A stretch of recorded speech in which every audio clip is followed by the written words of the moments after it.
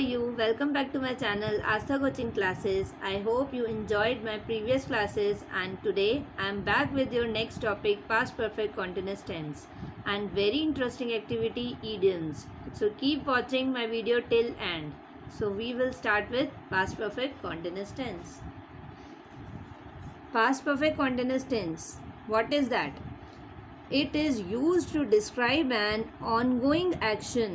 ये चलते हुए एक्शन को बताने के लिए यूज़ किया जाता है, जो एक्शन पहले चल रहा था पास्ट में, that started in past and continued for some time, और जितने समय के लिए वो चलता रहा था उसको बताता है, and stopped at some point, और जिस पॉइंट पे जिस टाइम पर जाके वो ख़त्म हुआ, वो सारी बातें हमें पास्ट कॉन्टीन्यूस टेंस के सेंटेंसेस बताते हैं, इस कैटेगरी के सेंटेंस बता पाते हैं.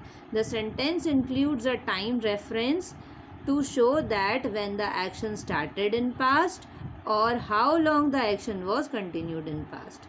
वही जो मैंने अभी आपको बताया कि टाइम, उस टाइम को बताता है ये कि वो एक्शन कब स्टार्ट हुआ था पास्ट में और कितने टाइम तक वो काम चला, कंटिन्यू रहा. अब इस कॉन्टिन्यूस टेंस की पहचान होती है ता रहा था, पहले से ही मैं ये काम करता आ रहा था, पहले से ये काम करती आ रही थी, ये इसकी पहचान होती है. अब इसका फॉर्मूला है subject plus had plus been plus verb की first form plus ING plus since या फॉर. इन दोनों में से किसी एक का यूज़ होता है. इसका यूज़ मैंने आपको प्रेजेंट टेंस वाले चैप्टर्स में, लेसन्स में भी समझाया था, बट मैं यहाँ फिर से आपको सिंस और फॉर का यूज़ इसके साथ पास्ट परफेक्ट कॉन्टिन्यूस टेंस में कैसे होगा वो भी सिखा देती हूँ. Next point, for time reference of the action to specific words.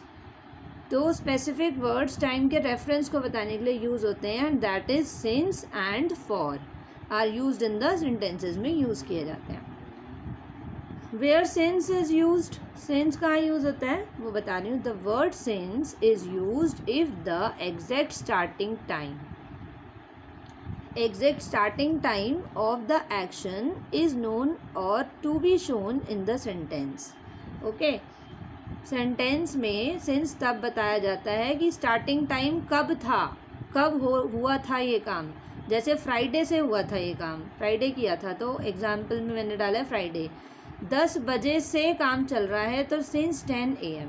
तो ऐसे हम जब इस तरह से हमें कुछ अपना टाइम बताना होता है तब हम सिंस का यूज़ करते हैं. और फॉर का यूज़ कब करते हैं? The word for is used to express the amount of time.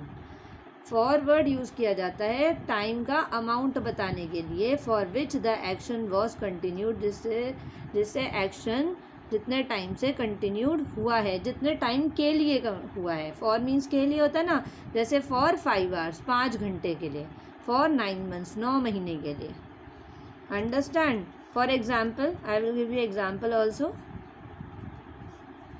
For understand it easily. Number 1, आज दोपहर से बूंदाबांदी हो रही है. तो आप इसे कैसे बोलेंगे?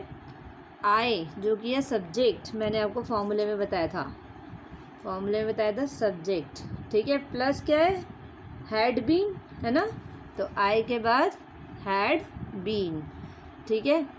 फिर क्या आता है उसके बाद? वर्ब की फर्स्ट फॉर्म प्लस आईएनजी, है ना. अब वर्ब की फर्स्ट फॉर्म, इसमें वर्ब क्या है? बूंदाबांदी हो रही थी, तो उसको कैसे लिखेंगे? ड्रिजलिंग हो रही थी आएगा इधर. ड्रिजलिंग बूंदाबांदी होने को कहते हैं, ठीक है. कब से हो रही थी? दोपहर से हो रही थी. तो हमें जिस टाइम से हो रही थी वो बताया है, 5 घंटे के लिए नहीं, 9 महीने के लिए नहीं, ऐसे नहीं बताया. दोपहर से हो रही थी, सुबह से हो रही थी, शाम से हो रही थी, ऐसा बोलेंगे तो हम सिंस यूज़ करेंगे. Since this afternoon. Okay, exam ऊपर देखिए फॉर्मूले में कैसे था. वर्ब की फर्स्ट फॉर्म, वर्ब ड्रिज था, ठीक है. ड्रिजलिंग आके लिंक लगा दिया, प्लस सिंस और फॉर में से एक चीज़ लगानी थी, वो मैंने आपको बता दिया किसके साथ सिंस और फॉर लगता है. तो इसमें दोपहर से था तो हमने सिंस लिखा, और सिंस या फॉर में से, and then this afternoon. Have you understand the use of since with this example? I think you can understand it very well. Number 2, वह 5 मिनट से चाय बना रही थी. तो वह कौन है, लड़की है, थी लिखा है तो शी, फिर वही फॉर्मूले के अकॉर्डिंग हैड बीन। ओके, बनाने को मेक कहते हैं, वर्ब की फर्स्ट फॉर्म, उसके साथ लग गई आईएनजी मेकिंग। क्या बना रही थी, चाय, टी फॉर 5 मिनट्स, 5 मिनट से, इसमें 5 मिनट एग्जैक्ट टाइम बता दिया गया है, ठीक है ना, इसलिए बताया है तो इसलिए हम इसके साथ फॉर लगाएंगे। Okay, have you understand it?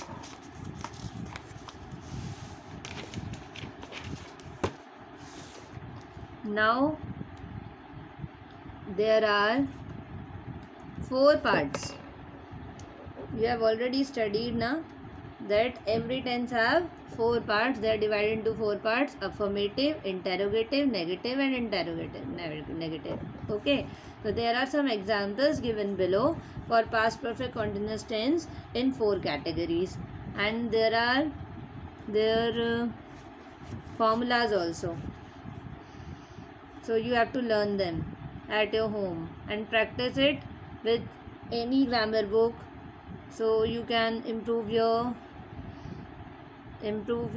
everything, means your talking, talking with your friends or writing, everything you can improve.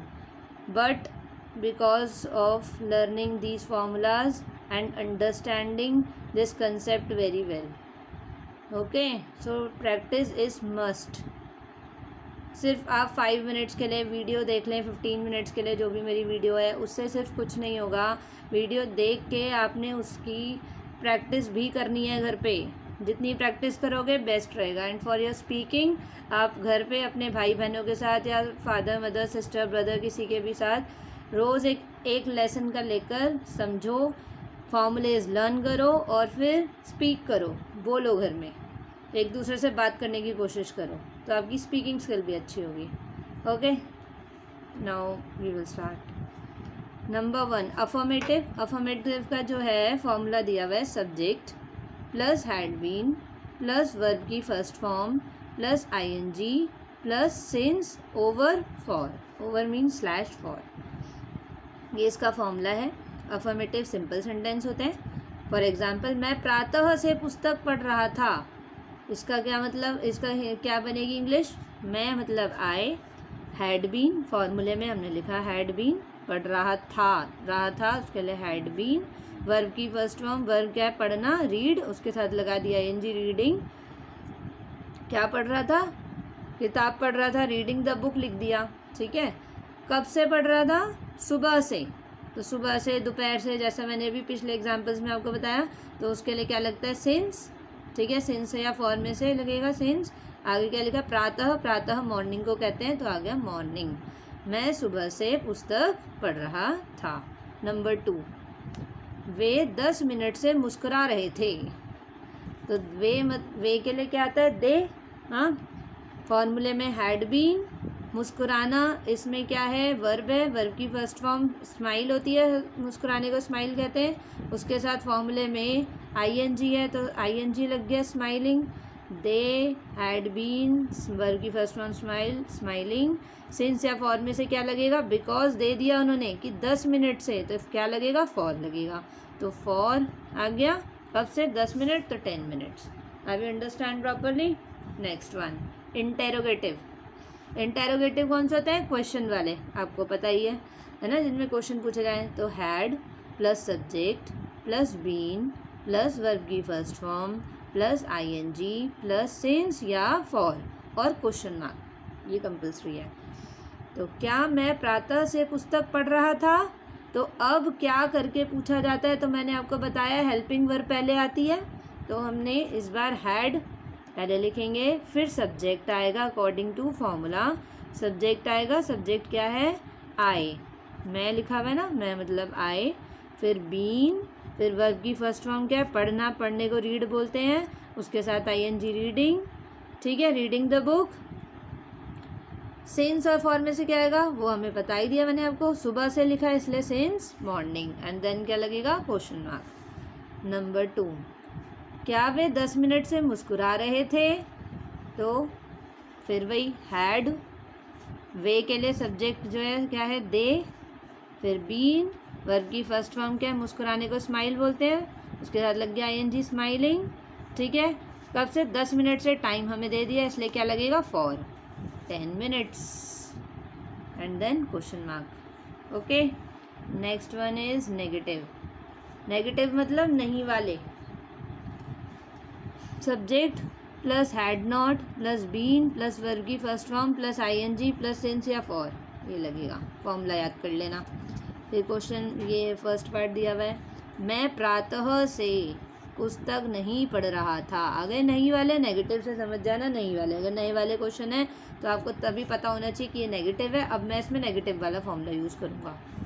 चाहे आपको बोलते हुए याद करना हो कि किसी से बोल रहे हो, स्पीकिंग कर रहे हो, तब ये याद आएगा। लिख रहे हो तब ये याद आएगा, है ना। चलिए, तो I had not been, I had कैसे लिखा? सब्जेक्ट आई हो गया, हैड नॉट है, ठीक है। बीन, अब वर्ब की फर्स्ट फॉर्म रीड थी, आईएनजी रीडिंग, ठीक है, रीडिंग द बुक। कब से? सिंस या फॉर, क्या लगाओगे? मॉर्निंग से, तो सिंस लगाओगे। Very good, since morning. देखा, मैंने पहचान लिया कि अब मेरे 2 बार बताने से आपको तीसरी बार अपने आप पता चल गया यहाँ सिंस लगेगा।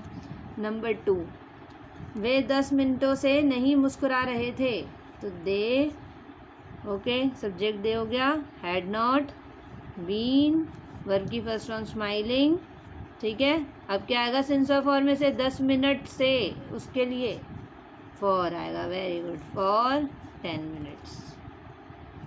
देखा, आ गया ना। नेक्स्ट है इंटेरोगेटिव नेगेटिव।